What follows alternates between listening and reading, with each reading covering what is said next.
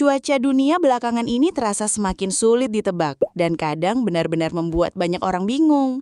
Dulu orang masih bisa memperkirakan kapan musim hujan datang dan kapan cuaca panas mulai terasa. Tetapi sekarang semuanya seperti berubah tidak menentu. Pagi hari cuaca terlihat cerah dan tenang. Siangnya panas luar biasa sampai udara terasa sesak. Lalu malamnya tiba-tiba hujan deras disertai angin kencang. Kadang rasanya cuaca sekarang seperti orang yang sedang bad mood dan emosinya berubah setiap beberapa jam sekali. Banyak masyarakat di berbagai negara mulai mengeluhkan kondisi ini karena aktivitas sehari-hari menjadi terganggu.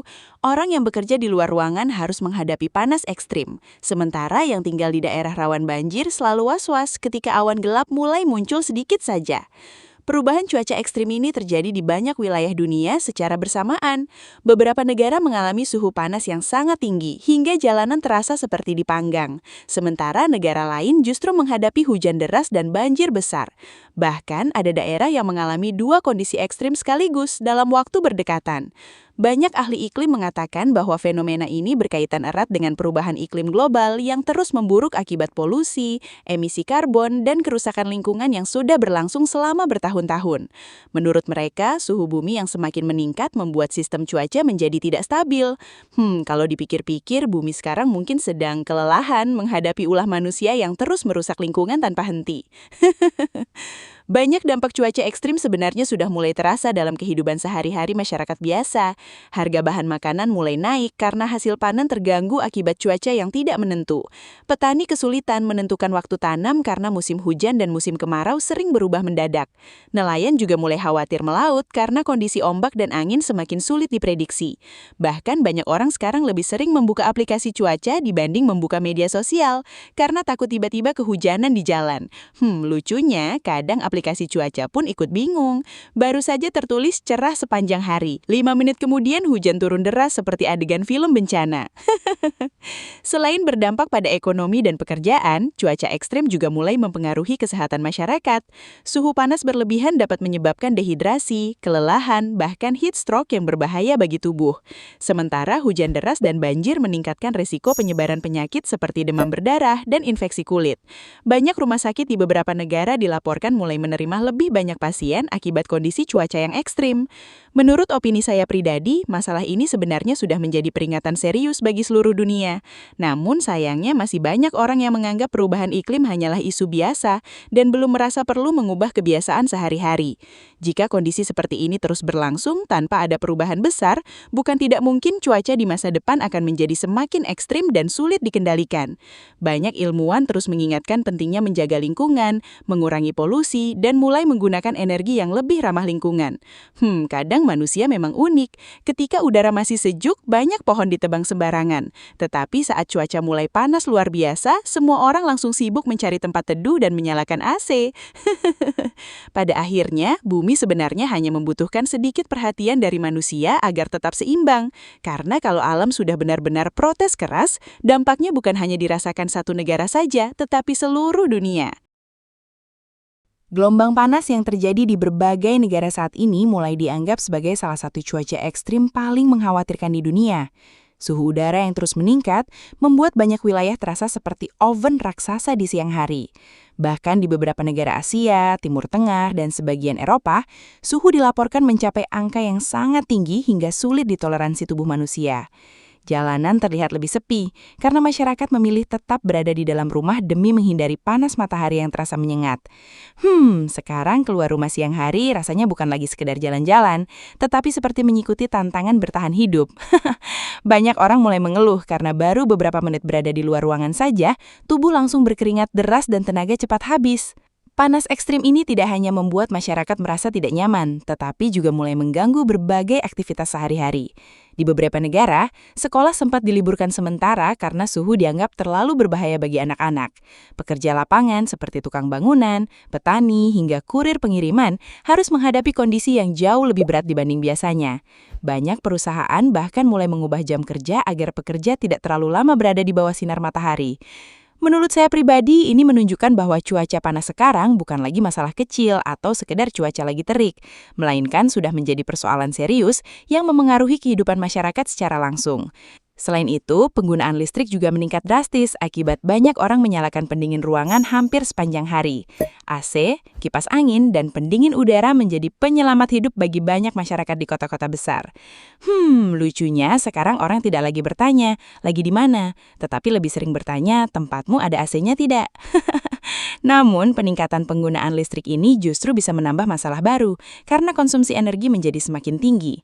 Di beberapa wilayah bahkan sempat terjadi pemadaman listrik, akibat beban penggunaan listrik yang terlalu besar saat gelombang panas berlangsung. Dampak panas ekstrim juga mulai memengaruhi kesehatan masyarakat di berbagai negara. Rumah sakit menerima lebih banyak pasien yang mengalami dehidrasi, pusing, kelelahan, hingga heat stroke. Kondisi heat stroke sendiri cukup berbahaya karena tubuh bisa kehilangan kemampuan mengatur suhu dengan normal. Anak-anak, lansia, dan orang yang memiliki penyakit tertentu menjadi kelompok yang paling rentan terkena dampaknya. Banyak dokter mengingatkan masyarakat untuk lebih sering minum air putih dan menghindari aktivitas berat di luar ruangan saat siang hari. Kadang orang Indonesia sendiri masih suka bilang, cuma panas biasa. Padahal 5 menit kemudian langsung cari es teh jumbo. Tidak hanya manusia, panas ekstrim juga berdampak pada lingkungan dan hewan. Beberapa sungai mulai mengering, tanaman lebih cepat mati, dan resiko kebakaran hutan meningkat tajam akibat kondisi yang terlalu kering. Hewan-hewan liar juga mengalami kesulitan mendapatkan air dan tempat yang sejuk untuk bertahan hidup.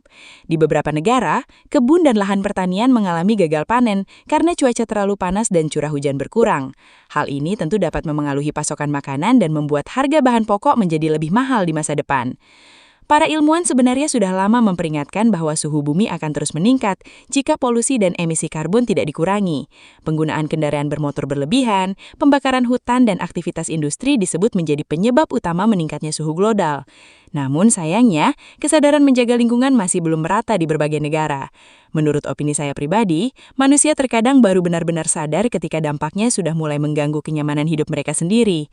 Ketika cuaca masih normal, isu lingkungan sering dianggap sepele. Tetapi saat suhu mulai terasa seperti hidup di dalam pengering rambut raksasa, semua orang langsung panik. Bumi mungkin sekarang sedang memberi peringatan halus kepada manusia agar mulai berubah sebelum semuanya menjadi lebih buruk. Di sisi lain, beberapa negara justru sedang menghadapi hujan deras dan banjir besar yang datang hampir tanpa henti. Curah hujan yang sangat tinggi membuat sungai meluap, jalanan terendam, dan ribuan rumah warga mengalami kerusakan. Banyak kota besar yang biasanya dipenuhi kendaraan berubah menjadi lautan air dalam waktu singkat. Aktivitas masyarakat lumpuh total karena transportasi terganggu dan listrik di beberapa wilayah harus dipadamkan demi alasan keamanan. Kadang orang berangkat kerja pagi-pagi dengan niat mencari uang, tetapi pulangnya malah seperti habis ikut lomba renang. Situasi seperti ini mulai sering terjadi di berbagai negara dan membuat banyak orang khawatir bahwa cuaca dunia memang sedang berubah secara drastis.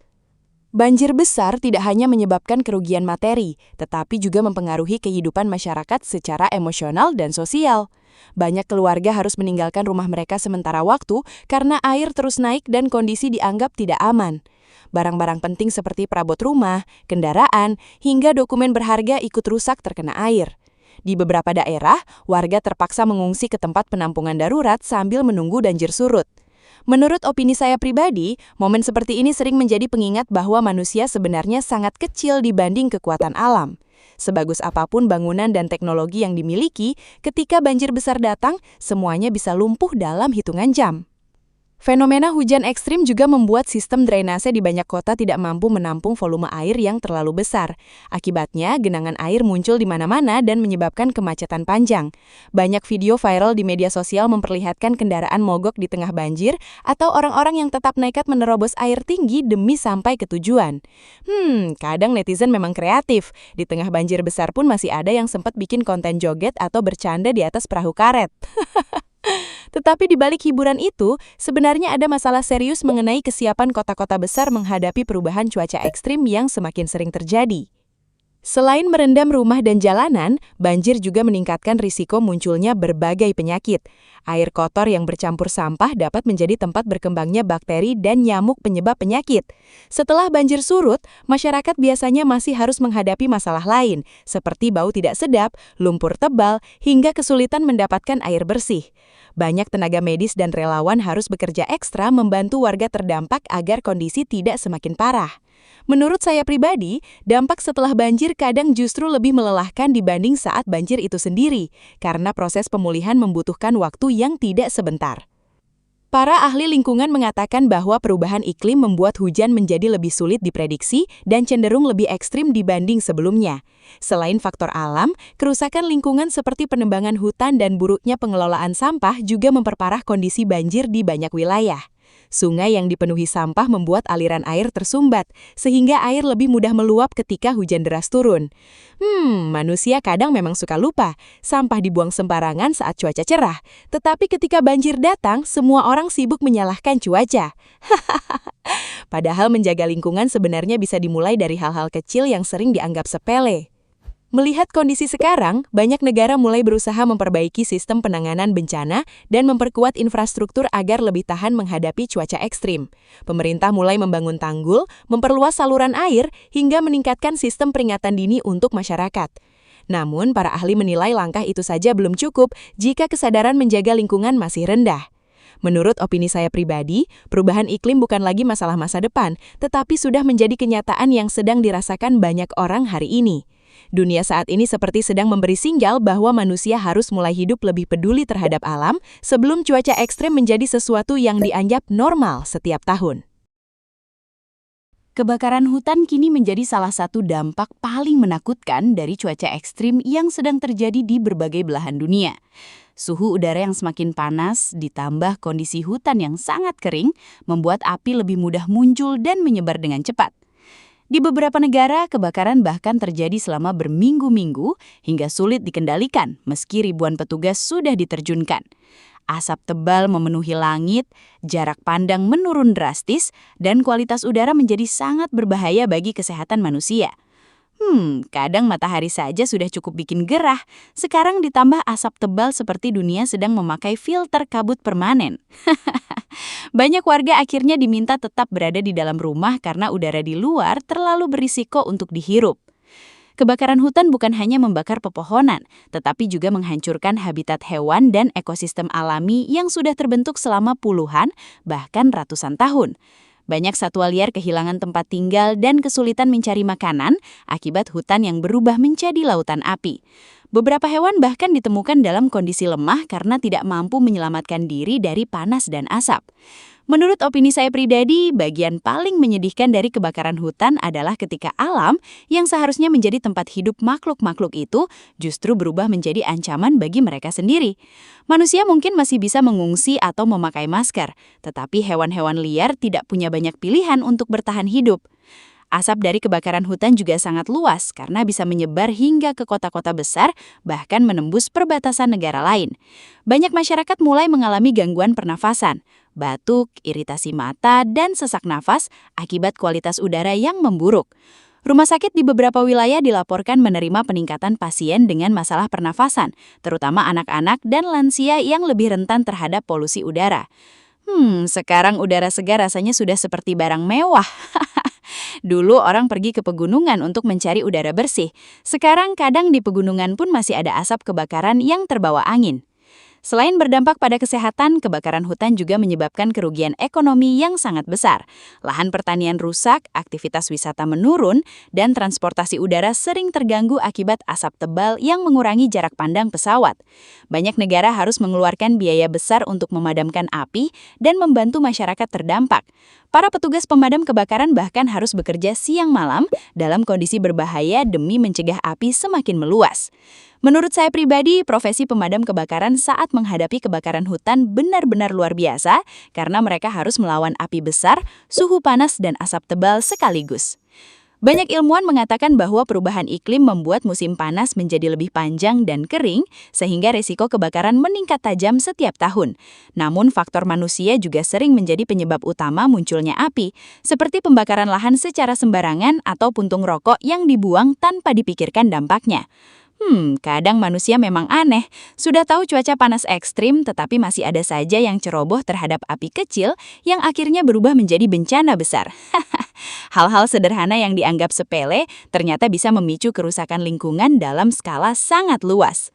Para ahli lingkungan terus mengingatkan pentingnya menjaga hutan, karena hutan memiliki peran besar sebagai paru-paru dunia yang membantu menghasilkan oksigen dan menjaga keseimbangan iklim bumi. Jika kebakaran hutan terus terjadi tanpa pengendalian yang serius, maka suhu bumi bisa semakin meningkat dan cuaca ekstrim akan menjadi lebih parah di masa depan. Menurut opini saya pribadi, menjaga hutan sebenarnya bukan hanya tugas pemerintah atau aktivis lingkungan saja, tetapi tanggung jawab semua manusia. Karena ketika hutan rusak, dampaknya bukan hanya dirasakan oleh satu negara, melainkan seluruh dunia. Bumi sebenarnya sudah memberi banyak tanda bahwa alam mulai kewalahan menghadapi ulah manusia. Tinggal manusianya saja mau benar-benar sadar atau tetap pura-pura tidak melihat kenyataan. Melihat kondisi dunia saat ini, semakin banyak orang mulai menyadari bahwa perubahan iklim bukan lagi sekedar prediksi ilmuwan atau isu yang hanya dibahas di seminar lingkungan. Dampaknya sekarang benar-benar terasa dalam kehidupan sehari-hari masyarakat di berbagai negara. Cuaca panas ekstrim, banjir besar, badai, kekeringan, hingga kebakaran hutan sudah terjadi lebih sering dibanding beberapa tahun lalu. Bahkan banyak orang mulai merasa bahwa cuaca normal perlahan menjadi sesuatu yang langka.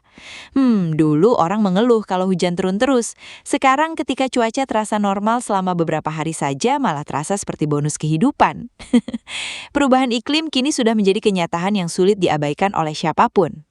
Kondisi ini juga mulai mempengaruhi banyak aspek kehidupan manusia, mulai dari kesehatan, ekonomi, pekerjaan, hingga kebutuhan sehari-hari. Harga bahan makanan naik akibat gagal panen, tagihan listrik meningkat karena penggunaan AC dan pendingin udara, sementara biaya penanganan bencana terus membengkak di berbagai negara. Banyak masyarakat mulai merasa hidup menjadi lebih berat karena harus menghadapi kondisi cuaca yang semakin tidak menentu. Menurut opini saya pribadi, perubahan iklim sekarang bukan hanya masalah lingkungan, tetapi sudah berubah menjadi masalah sosial dan ekonomi global yang dampaknya bisa dirasakan siapa saja, termasuk masyarakat biasa yang mungkin sebelumnya tidak terlalu peduli soal isu lingkungan. Selain itu, perubahan iklim juga mulai mempengaruhi kondisi mental banyak orang. Rasa cemas terhadap masa depan bumi semakin sering muncul, terutama di kalangan generasi muda. Banyak orang takut bahwa beberapa tahun ke depan suhu bumi akan semakin panas dan bencana alam menjadi lebih sering terjadi. Bahkan ada yang bercanda bahwa di masa depan manusia mungkin lebih sibuk mencari tempat teduh dibanding mencari tempat wisata. Kalau sekarang saja cuaca sudah terasa seperti ini, banyak orang mulai bertanya-tanya, bagaimana kondisi bumi 10 atau 20 tahun mendatang? Meski terdengar seperti candaan, kekhawatiran tersebut sebenarnya cukup serius dan mulai dibahas oleh banyak ahli di dunia. Di tengah kondisi yang semakin mengkhawatirkan, banyak negara mulai berlomba mencari solusi untuk mengurangi dampak perubahan iklim. Penggunaan energi ramah lingkungan seperti tenaga surya dan angin mulai ditingkatkan. Kendaraan listrik semakin populer dan kampanye menjaga lingkungan terus dilakukan di berbagai tempat. Banyak perusahaan besar juga mulai mencoba mengurangi polusi dan emisi karbon agar tidak semakin memperburuk kondisi bumi. Namun, menurut saya pribadi, perubahan besar tidak akan benar-benar berhasil jika hanya bergantung pada pemerintah atau perusahaan besar saja. Kesadaran masyarakat tetap menjadi faktor paling penting karena kerusakan lingkungan sering dimulai dari kebiasaan kecil yang dianggap sepele. Kadang manusia memang lucu, ingin udara sejuk tetapi malas menanam pohon, ingin bebas banjir tetapi sampah masih dibuang ke sungai. Padahal menjaga lingkungan tidak selalu harus dimulai dari langkah besar. Kebiasaan kecil yang dilakukan banyak orang secara bersama-sama justru bisa memberi perubahan yang cukup besar jika dilakukan secara konsisten.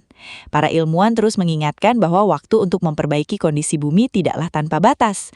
Jika emisi karbon dan kerusakan lingkungan terus meningkat, maka cuaca ekstrim di masa depan bisa menjadi jauh lebih parah dibanding sekarang.